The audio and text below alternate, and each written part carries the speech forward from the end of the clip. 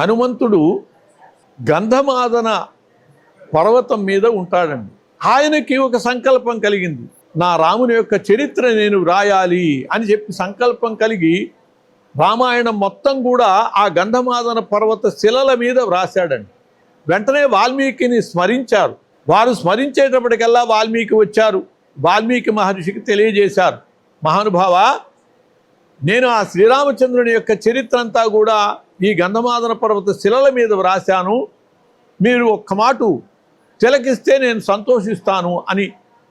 వెంటనే వాల్మీకి మహర్షి ఆ శిలల మీద ఉన్న రామాయణం మొత్తం చదివాడండి.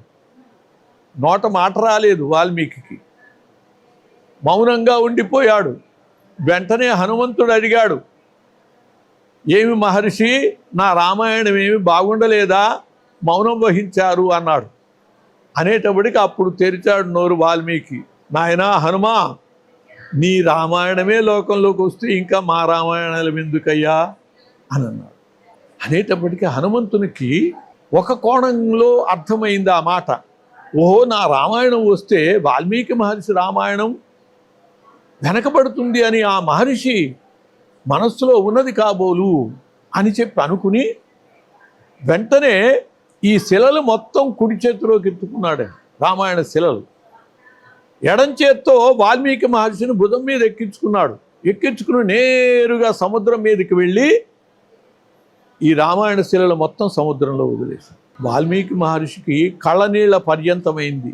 మహానుభావ, ఇంత త్యాగమా, నేనేదో ఒక మాట అన్నానని చెప్పి ఇంత కష్టపడి వ్రాసినటువంటి రామాయణం మొత్తము సముద్రం పాలు చేశావా, ఈ త్యాగాన్ని నేను భరించలేను.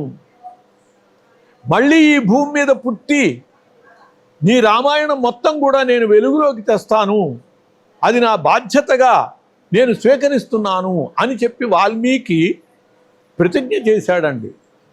ఆ వాల్మీకే తులసీదాసుగా పుట్టాడు. ఆ హనుమంతుని యొక్క రామాయణం మొత్తం వెలుగులోకి తెచ్చాడండి. అదే రామచరితమానస్.